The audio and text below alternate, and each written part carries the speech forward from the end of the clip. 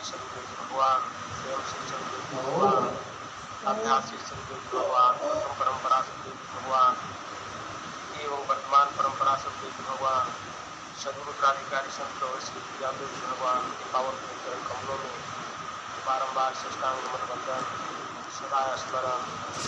आश्रम परिवार के जुड़े हुए सदगुरु के विरही हंस हंसने अध्यात्म पिपासु जिज्ञासुओं मातृशक्ति व्यक्ता व्यक्त समस्त आत्माएं आप सभी को सहृदय नमन। जय सदगुरु भगवान।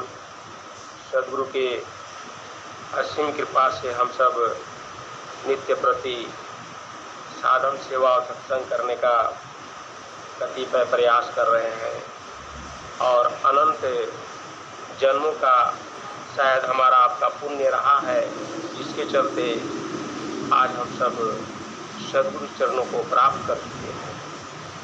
सदगुरु की महिमा अनंत है, वह ईश्वर की महिमा अनंत है। उस अनंत की गाथा गाना अत्यंत आवश्यक है, रहस्यात्मक है और सदगुरु चरणों में लगे रहना ही हम सबका मानव देह प्राप्त करने का परम उद्देश्य है। बंधुओं, स्वामी जी कठिन परिश्रम करने के उपरांत इस धराधाम पर ब्रह्म विद्या विहंगम योग का प्रचार प्रसार कर रहे हैं। मैं थोड़ा सा यह कहना चाहूँगा कि आज माताओं के अंदर वह जो दैवीय गुण है वह महारानी मुक्ति देवी के संस्मरण से परिलक्षित होता है। बड़े स्वामी जी की जो परम पूजनीय माता जी थी महारानी मुक्ति देवी, उनका क्या था, उनका जीवन ही कुछ बताता है कि पहले ही माता जी सदगुरु को प्राप्त कर चुकी थी, ईश्वर को प्राप्त कर चुकी थी, सार शब्द को जान चुकी थी। जब हम माता जी का जीवनी पढ़ते हैं तो उसमें बहुत कुछ देखने को मिलता है। इसलिए योगी कुल जो है अनंत श्री महर्षि सदगुरु सदाफल जी महाराज का है। स्वामी जी लिखते हैं कि स्वामी जी बताते हैं कि कोई भी जो है जब महापुरुष इस धराधाम पर अवतरित होता है तो वह योगी कुल में ही वह जो है सो अवतरित होता है, जो कल्याणकारी होता है, जो सबके लिए जो है सो वह माननीय होता है। और बंधुओं, मैं सहजोपनिषद बहुत पहले कई बार पढ़ चुका हूँ। उसमें स्वामी जी का जो है संतों से ज्ञान चर्चा, वाद विवाद भी कई द्वैतवादियों से, कई अद्वैतवादियों से, कई विशिष्टाद्वैतवादियों से, कई संतों से, कई विद्यार्थियों से जो है उनका प्रश्नोत्तर हो चुका है। उसमें माता जी जब शरीर त्याग करने लगी तो वो जो है एकदम आराम से जो है बैठ करके आलती पालती मार करके और माता जी कही कि अब मैं जा रही हूँ। माता जी कभी नहीं कही कि मुझे कष्ट हो रहा है, मैं मर रही हूँ। ऐसी जो है सो महान जो है नारी और महामनीषी जो परम पूजनीय परम वंदनीय माता जी थी, और वो कहती है कि आप लोग सभी देखिए कि भारत की जो नारियां होती है, जो विदुषी होती है और ब्रह्म विद्या का ज्ञान प्राप्त करके सद्गुरु चरणों में लौलीन होकर के वो अपने आत्मा को कैसे शरीर से बाहर ले जाती है, उसे कोई भय नहीं रहता है। उस जगह पर हमारे बड़े स्वामी जी अनंत श्री महर्षि सद्गुरु सदा फलदेव जी महाराज उपस्थित थे और माता जी से स्वामी जी भी अपनी जिज्ञासा का समाधान कराए। उन्होंने कहा कि माता जी आप जा रही हैं तो मेरा क्या कर्तव्य होगा, मुझे क्या करना होगा। माता जी कही हे सदाफल, संपूर्ण भूमंडल, संपूर्ण विश्व ब्रह्म विद्या से जो है वह अछून है। कोई भी जो है परम प्रकाश है, परम आनंद है। मैं उसी मार्ग से जा रही हूँ, मार्ग में यात्रा कर रही हूँ, अमर लोक की यात्रा कर रही हूँ और सद्गुरु सद्गुरु इस प्रकार से माता जी जो है तो कहते हुए अपनी आत्मा को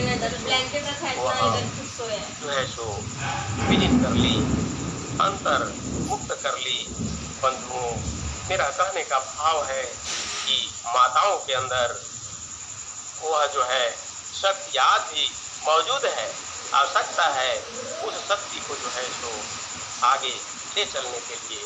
और कहते हैं कि आज हम लोग जब पढ़ाते हैं तो कहते हैं कि एक लड़का जब पढ़ता है तो अपने कुल वंश को जो है सो वह केवल तारता है, आगे विस्तार विकास करने का प्रयास करता है। लेकिन कहते हैं कि जब एक लड़की जो है पढ़ लिख लेती है तो कहते हैं कि 7 पीढ़ी तर जाती है। एक बेटी पढ़ गई, 7 पीढ़ी तर गई, ऐसा करके लोग नारा लगाते हैं। तो माताओं के अंदर वह ओज है, वह गुण है, वह शक्ति है, वह लगन है, वह प्रकाश है जो अन्य को भी जो है प्रकाशित कर सकता है। तो मैं तो महारानी मुक्ति देवी जी का जीवनी पढ़ करके और उनके संस्मरण को पढ़ करके मैं नहीं अघाता। बड़ा ही हमारे परम वंदनीय माता जी की जो इतना त्याग, इतना तपस्या उनके अंदर कूट करके भरा हुआ था, जिनके कोख में महर्षि सद्गुरु महाराज जैसे महापुरुष का अवतरण हुआ। और उसी कुल में जो है आज धर्मचंद्र देव जी महाराज, अनंत श्री धर्मचंद्र देव जी महाराज, अनंत श्री स्वतंत्र देव जी महाराज और अनंत श्री विज्ञान देव जी महाराज और अभी जो है तो अनंत श्री अक्षर देव जी महाराज और अनंत श्री नामदेव जी महाराज, सभी जो है सो सद्गुरु की जो है ये जो शक्ति है अनवरत रूप से जो है पूरे भूमंडल में विस्तारित कर रहे हैं, बांट दे रहे हैं। लेने वाला को जो है सो चाहिए कि वह लेने के लिए उद्धत हो, जिज्ञासु, जिसके अंदर जिज्ञासापन भाव नहीं हो वह क्या ले सकता है। इसलिए जिज्ञासु बनना भी अध्यात्म का एक पात्र होना है। बंधुओं, हम सब बड़भागी हैं कि ऐसे समृद्ध सत्संग हमें मिल चुके हैं जहाँ पर एक रत्ती भर भी जो है कहीं भी कोई दोष नहीं है। अगर कोई दोष लगाते हैं तो उसे जो है शत्रु के शिष्य नम्रतापूर्वक वो तोड़ जवाब दे देते हैं। इसके चलते उनकी कोई बोलती नहीं चलती। आवश्यकता है ग्रहण करो गुण जगत से, ग्रहण करो गुण जगत से, अवगुण देखन कोय, अवगुण देखो आप में, त्याग यतन कर सोय। बंधुओं, मैंने स्वरवेद जब पढ़ा तो उसमें स्वामी जी संक्षिप्त रूप से दोहा के रूप में द्वैतवाद का, अद्वैतवाद का, विशिष्टाद्वैतवाद का भी जो है तो वर्णन किए। स्वामी जी लिखते हैं कि संप्रदाय मत भेद से बन गए योग यने, युग सनातन एक है, अंतरा गुरु गामटे। स्वामी जी लिख रहे हैं संप्रदाय में विविध प्रकार के जो है तो मतभेद भी है और उनका भेद, उनका रहनी कहनी उनका जो प्रचार प्रसार का जो तरीका है परेशान है अलग एकदम। अलग है, उनमें विविधता है।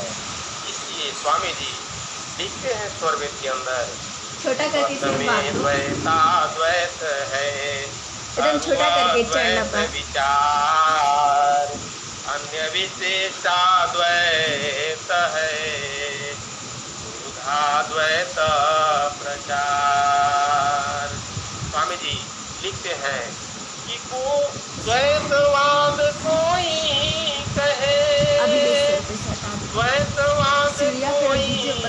कहे, कोई अद्वैत ही ज्ञान, कोई विशिष्टाद्वैत को, अंशी अंश को ईमान।